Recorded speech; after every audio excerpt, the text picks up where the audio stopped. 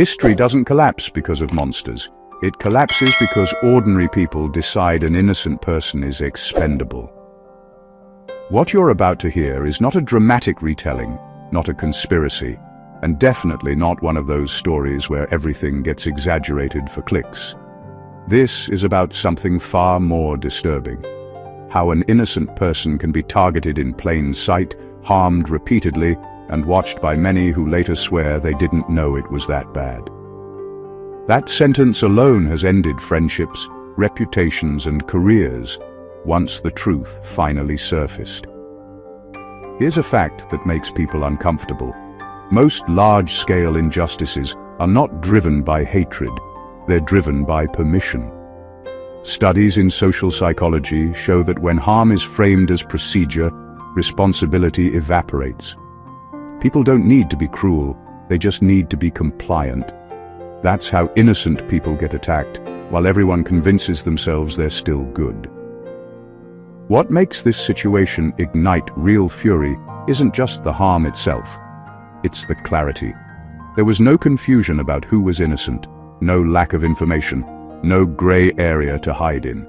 The signs were there early, consistently, and loudly.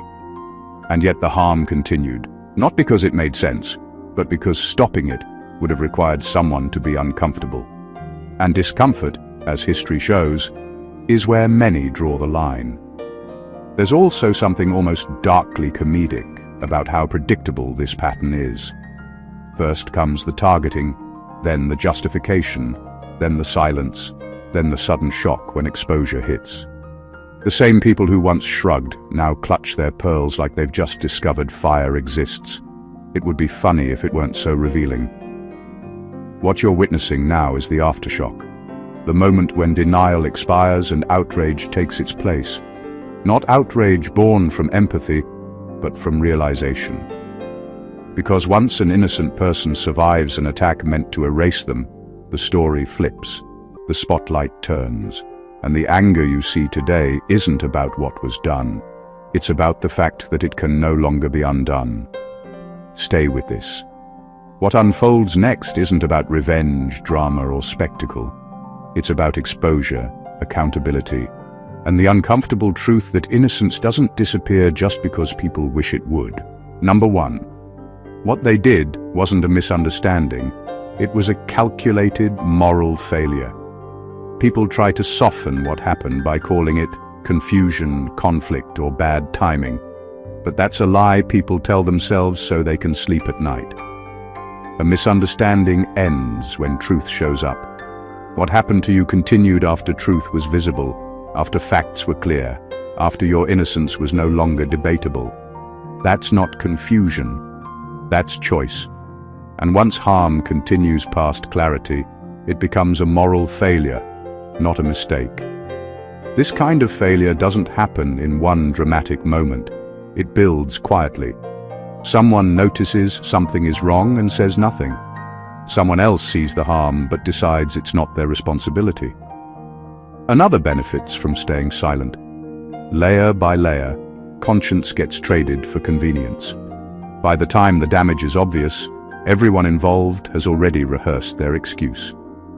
That's what makes it calculated, even when no one admits it out loud. What's especially disturbing is that you didn't need to provoke anything. You weren't reckless, hostile, or deserving of punishment. You were simply present and innocent in a space that didn't respect innocence. That alone was enough. When systems, families, or groups rely on control, truth becomes a liability. And the cleanest way to protect a lie is to attack the one person who exposes it without even trying. People want to believe evil looks dramatic, loud, and obvious. In reality, it looks polite, it looks procedural. It hides behind rules, roles, and just following how things are done. That's why so many participated without feeling like villains. They weren't driven by rage. They were driven by comfort, fear of standing out, and the quiet relief of letting someone else take the hit. The reason this now disgusts people is because time removes the excuses. Distance makes patterns visible. And once people see that an innocent person was harmed not accidentally, but repeatedly and knowingly, something snaps. The story changes. Sympathy turns into anger. Silence turns into shame. Because deep down everyone recognizes this truth. Harm that survives clarity is not ignorance. It's a decision. Number 2, the cruelty escalated precisely because you didn't deserve it. One of the cruelest truths about what happened is that it didn't make sense on any level. And that's exactly why it got worse. People often assume that harm is targeted at guilt, mistakes, or weakness. But when an innocent person is attacked, their very innocence becomes a provocation. You didn't fail, you didn't misstep, and you certainly didn't give anyone a reason to target you. That alone infuriated the people who wanted to control the narrative. Their cruelty didn't escalate despite your integrity. It escalated because of it. When someone tries to hurt you and nothing you do justifies it, they panic. The system they thought would justify itself begins to crack. Their logic fails because your innocence refuses to fit into the story they rehearsed in their minds. And so, the attacks intensify. It's no longer about a single incident or a minor confrontation. It becomes about breaking someone who refuses to be broken. You became the embodiment of their own failure to manipulate reality. This escalation is not random. Every whisper, every slight, every action designed to undermine you was a deliberate response to your persistence in being upright, calm, and above reproach. The more you survived, the more they needed to escalate. It was like watching a machine overheat because it couldn't process an input it wasn't designed to handle. You were that input, and your refusal to conform to their expectations made their methods more desperate, vicious, and ultimately revealing. The shocking part is that their aggression says more about them than about you. Their failure to stop when basic fairness or reason demanded it exposes a deep incapacity for integrity. They weren't just attacking an individual, they were trying to rewrite reality to fit their fear, their insecurity, and their need to feel powerful. What people don't realize immediately is that escalation in these circumstances is a sign of truth. The more desperate the attack, the more the facts are undeniable. Your innocence, which should have protected you, became the mirror that reflected their moral corruption, and that is why it had to escalate. The cruelty wasn't a reaction to guilt, it was a reaction to your refusal to be guilty. Number 3. This wasn't personal anger, it was collective cowardice. What happened to you was never about personal grudges or momentary emotions. The attacks were calculated, organized, and carried out with a level of coordination that proves something far more disturbing. It was cowardice multiplied by numbers. One person alone wouldn't dare approach what they tried to do to you. It took a group, a system, or a network of people all agreeing, consciously or unconsciously, to let harm happen. That is the definition of collective cowardice. The shocking truth is that most people who participated were not evil by design. They were terrified of being the one who stood out. Standing up for what is right requires risk, courage, and a willingness to face consequences. Few were willing to pay that price. So instead, harm was distributed, diluted, and normalized. Each person's contribution might have seemed small, a word whispered, a decision delayed, a rule followed without question, but collectively, it became a weapon aimed directly at an innocent person. Cowardice often masquerades as neutrality, as professionalism, as just doing my job. That's what makes it so insidious. The people who hurt you didn't need to shout or act visibly malicious. They simply chose not to intervene, to go along with a system that rewarded silence and punished integrity. In other words, cruelty was convenient because fear was universal. What makes this even more unsettling is that their cowardice only amplifies the injustice. When you were attacked, It wasn't just one individual failing, it was a network of people agreeing, often without thinking, to allow harm. Their combined inaction and complicity created a force that seemed unstoppable. That's why people are furious now. They see the pattern, they see the intentional passivity, and they realize it could have been stopped at any point, but wasn't. Your story exposes the truth about collective cowardice. It's not just about who wields power, it's about who refuses it. The moment people stop fearing consequences more than they fear wrongdoing, innocence is no longer protected. And that is precisely what happened to you. Not because anyone wanted personal revenge, but because too many people refused to be brave when it mattered the most. Number 4. They punished you for not breaking when they expected you to. What makes what happened to you so shocking is the fact that their attacks were never about you failing. They were about you succeeding in a way they couldn't tolerate. From the very beginning, the plan was not simply to intimidate or challenge you. It was designed to see if you would crack, if you would fold under pressure, if you would bend to their control.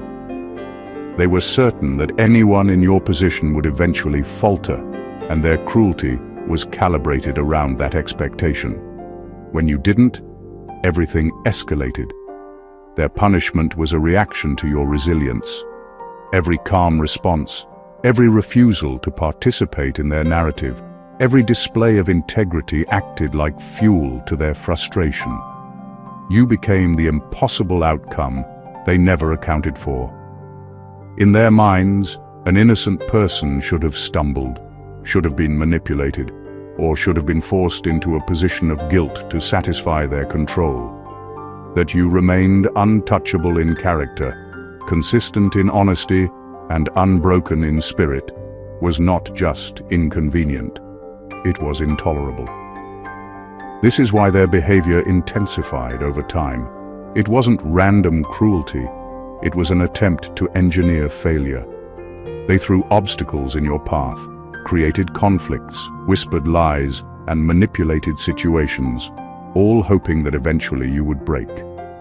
The deeper you held your ground, the more aggressive, persistent, and vindictive their attacks became. Their inability to accept your stability and truth exposed their own weakness and dependence on others' compromise. What makes this so revealing is that their punishment says far more about them than it does about you. They measure their power by the ability to force others into compliance.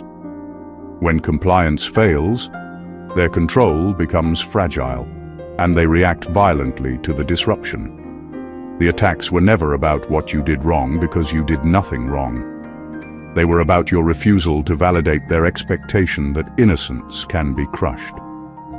By surviving and standing firm, you became the anomaly they couldn't dominate. And that is precisely why their actions were so extreme.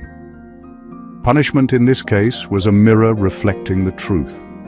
They feared the strength they assumed you didn't have, and your resilience dismantled every lie they built around their cruelty.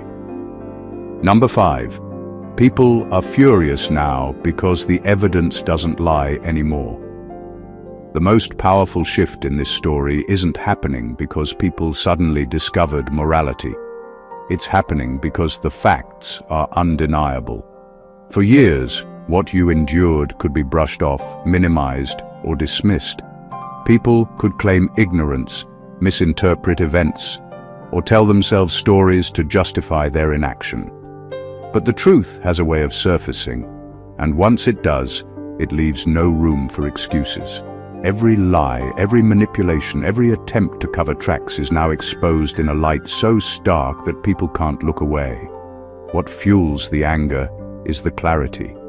Evidence doesn't care about opinions, feelings, or biases. It simply exists. And when people are confronted with undeniable proof that an innocent person was targeted, harmed, and ignored, the reaction is raw and unfiltered. The fury isn't about taking sides or being dramatic.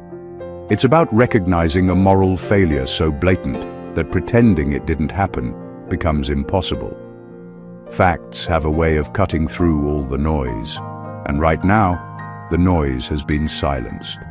This fury also exposes a larger truth. The cruelty wasn't subtle. It wasn't hidden in ambiguity or shrouded in misunderstanding. It was systematic, observable, and persistent. That's why when people see the evidence now, it feels personal. They realize how predictable it was, how preventable it was, and how long it continued while everyone turned a blind eye. The anger comes from the cognitive dissonance between what they hoped was happening and what actually happened. What makes this moment so powerful is that it signals a turning point. Evidence doesn't just reveal the past, it reshapes the present and dictates how people respond moving forward. The fury we see now is a reflection of justice attempting to recalibrate itself. It's not only about outrage, it's about recognition, acknowledgement, and the beginning of accountability. In the end, the reason people are furious is simple. The truth is undeniable, and the truth validates you. It exposes the wrongdoing, it highlights the injustice, and it makes it clear that what you endured was not random, accidental, or deserved. It was deliberate, and now the world sees it for exactly what it was. Number 6. The most disgusting part is how casually it was done. What shocks people the most about what happened to you isn't just the harm itself, it's the way it was executed with frightening normalcy. There were no dramatic outbursts, no glaring signs of rage, no cinematic villainy. It wasn't like anyone screamed in your face or made their cruelty obvious. It was quiet, methodical, and disguised as routine.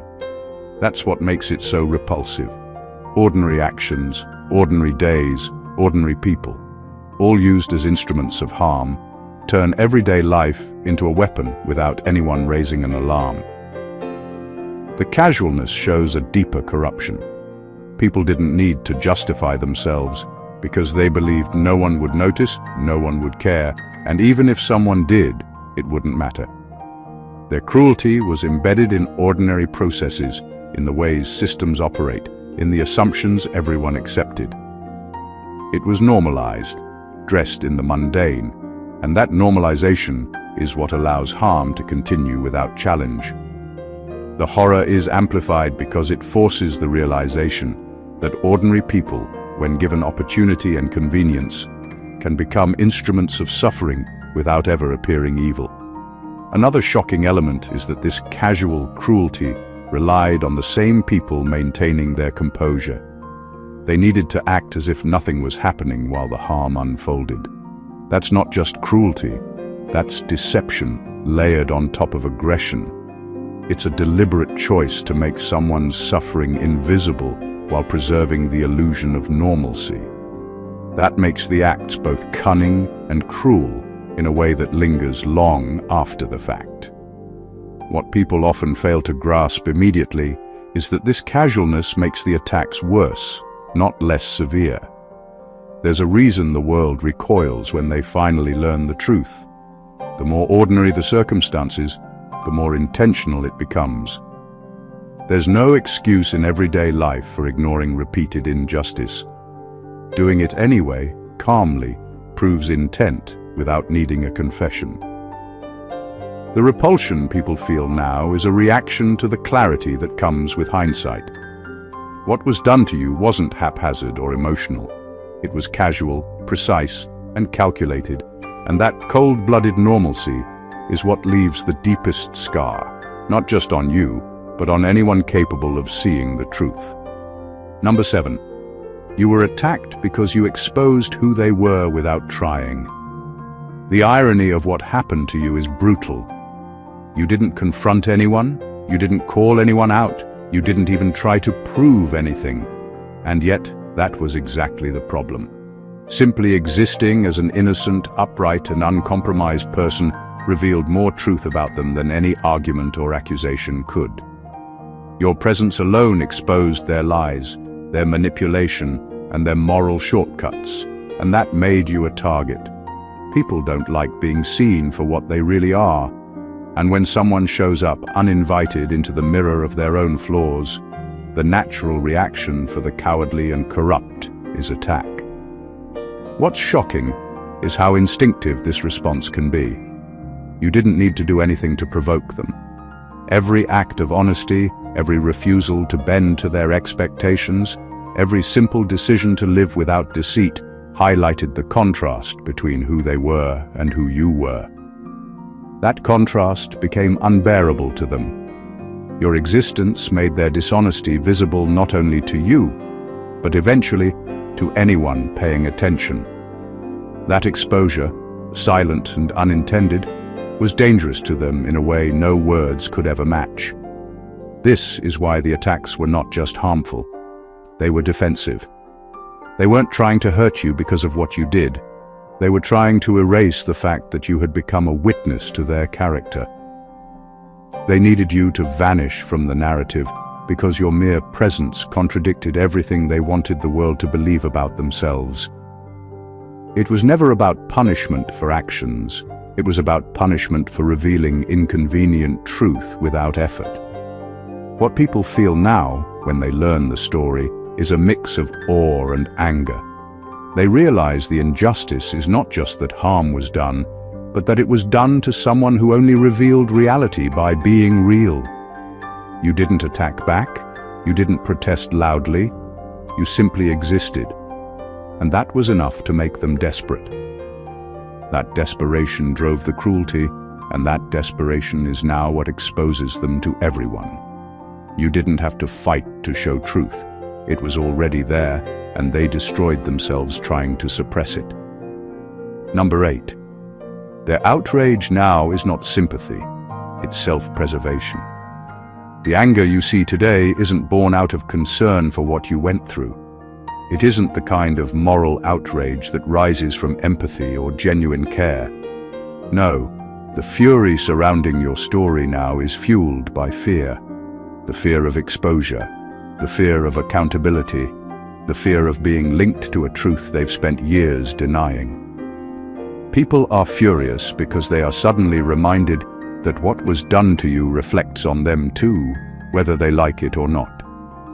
When innocence survives deliberate harm, it creates a spotlight that no one can ignore.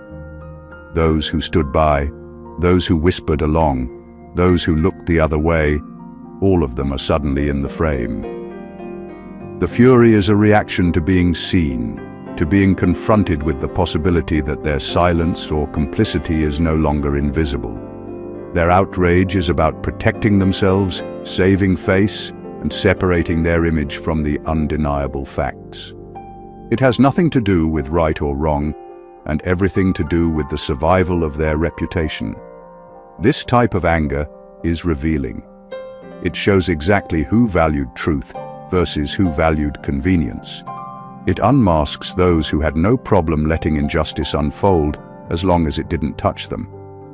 Now that the scales have tipped and the consequences of ignoring the harm you endured are real and unavoidable, they lash out, not at the system that enabled wrongdoing, not at the ones who perpetrated it, but at the very symbol of their own failure, you. What's remarkable is that this reaction proves the depth of your impact. If they were truly indifferent, they wouldn't care enough to be outraged. If they were morally sound, the focus would be on restoring justice, not defending themselves. Their rage is a mirror reflecting their own guilt, their own fear, and their inability to confront the truth.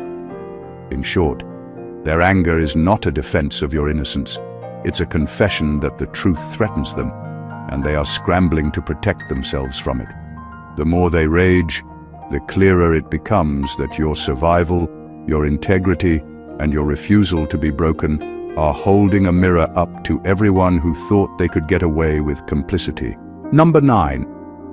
What happened to you forced people to confront an uncomfortable truth about themselves. The real reason your story hits so hard is not just because of what was done to you, but because it reflects back on everyone who witnessed, enabled, or ignored it. Your experience acts as a mirror, and mirrors have a way of showing things people would rather not see. When harm is done to someone innocent, It forces observers to question their own choices, their own moral compass, and their willingness to act when action mattered.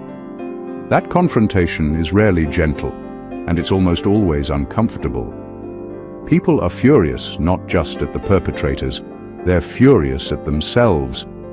They realize, perhaps for the first time, that they didn't intervene, didn't speak up, or didn't challenge the system that allowed the abuse to continue. It's easy to believe in one's own integrity until evidence appears that exposes the quiet compromises, the overlooked opportunities, and the small decisions that collectively enabled wrongdoing. Your survival and truth shine a light on those moments, and suddenly, people can no longer pretend ignorance. This reaction reveals a fundamental psychological truth. It's far easier for many to externalize blame than to face internal discomfort. By lashing out at the injustice done to you, people are often trying to distance themselves from the fact that their inaction contributed to it. The anger is a defense mechanism. It's a way to process guilt, shame, and regret without having to fully admit complicity. Yet, in that very discomfort lies the power of your story. Your resilience forces honesty, accountability, and reflection in ways that nothing else could. People cannot hide behind excuses any longer. They are confronted with evidence of both your integrity and their own failures. And that confrontation is jarring. In essence, what you endured didn't just expose the perpetrators. It exposed everyone who allowed it to happen, intentionally or not. Your story compels people to face the inconvenient truth that morality is tested in real moments, not in ideas or intentions. And because most fail that test, your survival and truth become a catalyst, forcing reflection, anger, and sometimes even change. That's the depth of the discomfort your story creates. It's a mirror no one wanted to look into, yet one they cannot turn away from. Number 10. You survived something that was meant to erase your credibility. One of the most remarkable things about what happened to you is that the attacks weren't random. They were designed with precision. Every whisper, every manipulation, every orchestrated act of harm was aimed at one goal: to make you invisible, discredited, and dismissed. They wanted your story erased, your voice silenced, your truth buried beneath layers of doubt and accusation. They weren't just attacking you physically or emotionally. They were attacking your existence as a credible, believable human being. What makes your survival extraordinary is that it didn't just defy chance, it defied intent. The people who targeted you were confident that their plan would succeed. They assumed that with enough pressure, distortion, and intimidation, you would be weakened to the point of being ignored, questioned, or ridiculed. But survival in this context wasn't just about enduring pain. It was about maintaining clarity, composure, and unwavering integrity while being deliberately undermined. That's why your survival is so devastating to those who attacked you. It proves that they miscalculated in the most fundamental way. They underestimated the strength of innocence and the resilience of truth. The attempts to erase you were sophisticated. They relied on fear, manipulation, and public perception. Every effort to discredit you, every calculated rumor or fabricated narrative was meant to make others doubt you before you had the chance to speak. And yet, despite the systematic nature of their attacks, you remained intact. Your credibility, instead of being destroyed, became more visible, more undeniable, and more respected as the story unfolded. This is why people are now furious, not just because of what you endured, but because surviving in the face of orchestrated erasure exposes the truth about those who tried to manipulate it. The very tools they used to destroy you became evidence of their failure. The narrative they worked so hard to control now reflects their own intentions, and your integrity stands untouched. In surviving an attack designed to erase your credibility, you didn't just endure, you rewrote the rules. You proved that deliberate harm cannot overpower truth, and that the strength of character is a force far greater than anyone's attempt at deception or manipulation. Your survival is not just remarkable, it is undeniable proof that innocence and integrity cannot be erased. Number 11. The system expected compliance, not conscience. What happened to you wasn't a series of isolated incidents. It was the result of a system built to reward obedience and punish integrity. From the very beginning, the structure around you didn't care about fairness, honesty, or morality. It only cared about control. When people around you followed the rules without question, they were rewarded, and when someone acted according to their conscience, like you did, it became a problem. The system was never designed to support innocence. It was designed to enforce compliance, and that's why it targeted you so relentlessly. Every rule, policy, and expectation in that environment worked against those who refused to compromise their principles. You weren't just facing individuals, you were facing a network designed to enforce conformity. The system thrived on quiet obedience, on the willingness of people to overlook wrongdoing for convenience, for personal gain, or to avoid conflict. It didn't matter that you were innocent.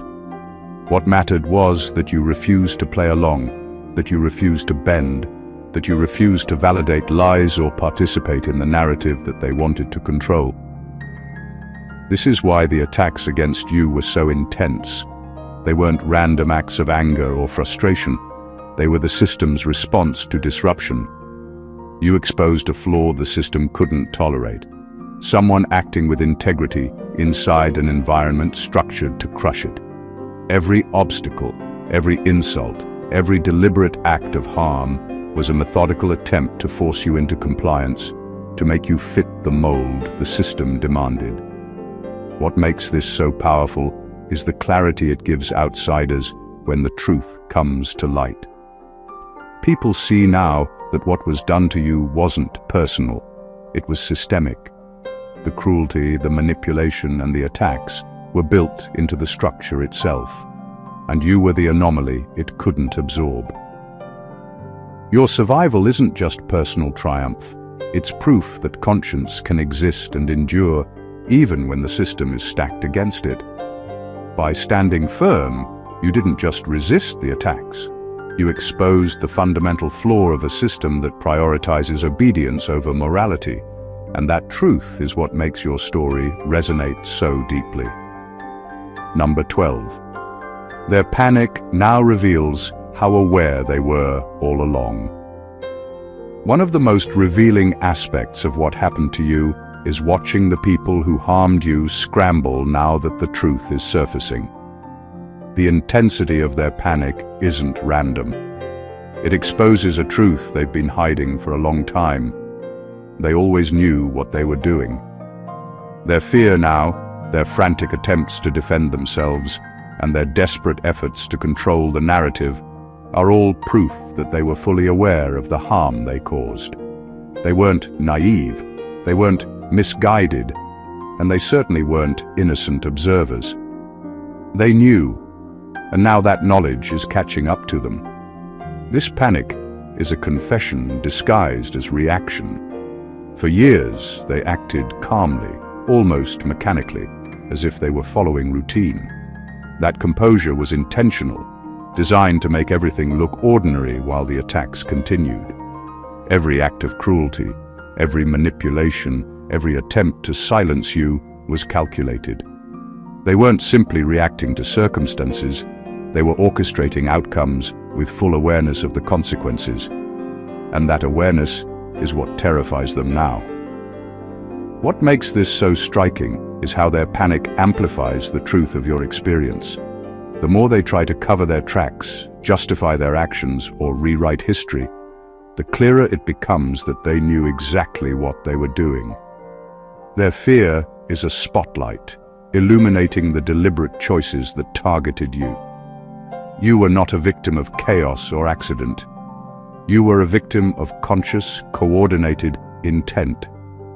This realization hits harder for everyone watching because it exposes the moral bankruptcy behind their actions. The panic proves that ignorance wasn't an excuse, silence wasn't innocent, and inaction wasn't neutral. They weren't unaware. They were complicit, calculating, and aware, and the very fact that they are now panicking confirms it.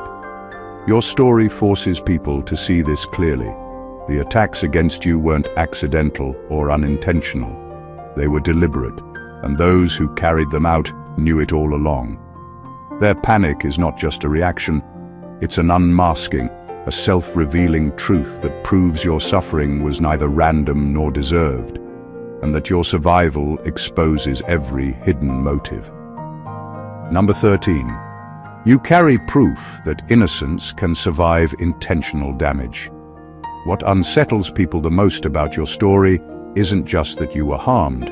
It's that the harm didn't change who you are. You were supposed to come out bitter, corrupted, unstable, or morally compromised. That was the expectation. Damage was applied with the assumption that something in you would rot, bend, or turn ugly. And when that didn't happen, it disrupted everything they believed about power, control, and consequence. There is something deeply threatening about an innocent person who remains intact after deliberate harm.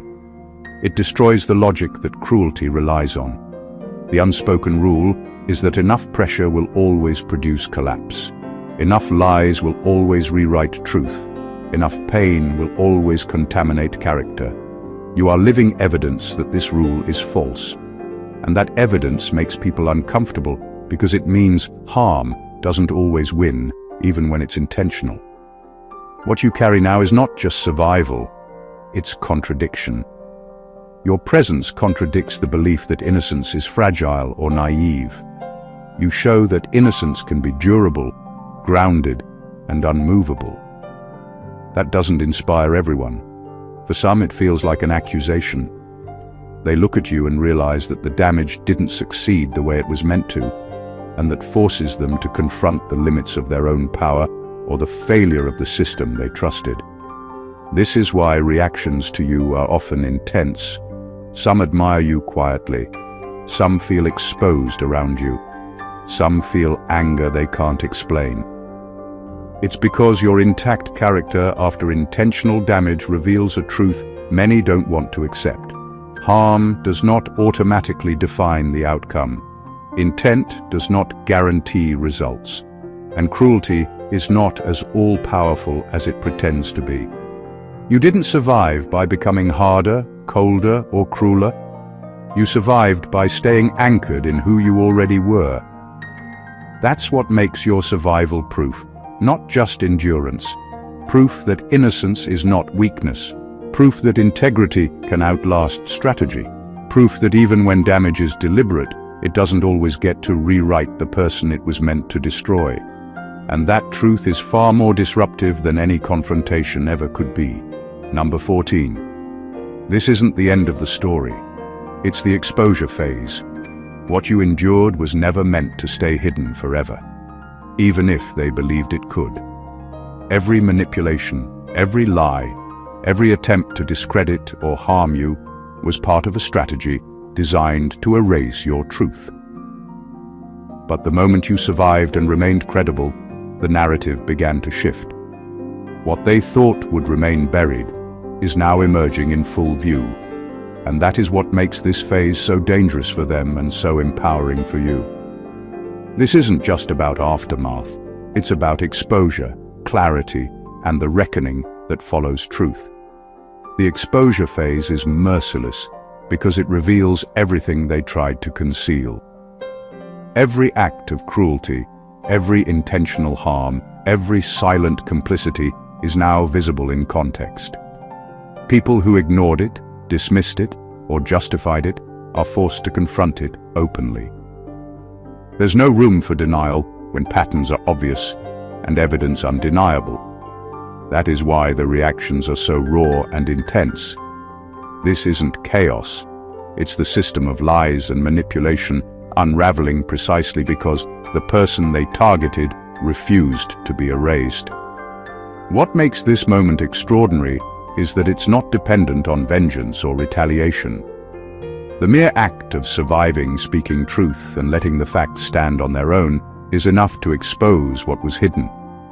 The spotlight doesn't just illuminate your experience, it illuminates theirs. Their attempts to control perception, to suppress reality, and to maintain dominance crumble in the face of undeniable evidence. Every lie they told now works against them, and every observer is able to see the intentionality behind what was done. The power of this phase is that it changes the story entirely. You are no longer just a survivor, you are the catalyst for accountability. What was meant to silence you now speaks louder than any attempt at suppression ever could. This is why people are shocked, enraged, and fascinated all at once, because they are witnessing truth unfold in real time, and it cannot be stopped. Your journey through harm has transformed into a force that exposes reality, dismantles deception, and commands attention. This exposure phase proves that injustice, no matter how calculated, cannot remain hidden forever, and that the ultimate power belongs to those who endure and reveal the truth. Conclusion. What you've witnessed in this story is not just a tale of harm, injustice, or survival. It is a testament to the unshakable power of truth and integrity. Every attack, every attempt to discredit you, every moment designed to break you has instead highlighted the very qualities they sought to destroy. From the calculated cruelty to the collective cowardice, from the attempts to erase your credibility to the exposure of their own panic and fear, the story isn't about what they did. It's about what you endured, what you survived, and what you revealed in the process. Your experience proves that innocence is not weakness, that resilience cannot be manufactured, and that intentional harm does not guarantee the outcome those who wield it hope for. Each chapter of your journey exposed their moral failures, their dependence on compliance, and their inability to confront the truth. It forced everyone involved, and everyone observing, to face uncomfortable realities about the human capacity for cruelty, the fragility of systems built on obedience, and the undeniable strength of someone who refuses to break under pressure. What makes this story extraordinary is not just your survival, but the ripple effect it creates. Your endurance has become proof, a living statement that truth will emerge, that injustice cannot hide forever, and that exposure, when it comes, is unstoppable. The harm that was meant to erase you has instead illuminated a path of clarity, accountability, and awakening. People are now furious, not because they care about the damage done, but because they can no longer ignore the reality you represent. The reality that innocence, integrity, and resilience can prevail even against deliberate attempts to destroy them. Your story isn't just a reflection of what happened, it's a blueprint for recognizing power, understanding manipulation, and seeing the depth of human character in extreme circumstances. It teaches that survival isn't passive, it is active, courageous, and transformative, and it proves that truth, when lived and demonstrated, cannot be silenced. If this story resonated with you, make sure to subscribe to the channel to stay connected with content that reveals the truth and highlights resilience. Like this video if it moved you, share it with others who need to see the power of surviving against all odds, and leave a comment sharing your thoughts or experiences. Your engagement helps bring more awareness to these truths and ensures that the stories that need to be heard are never forgotten. God bless you.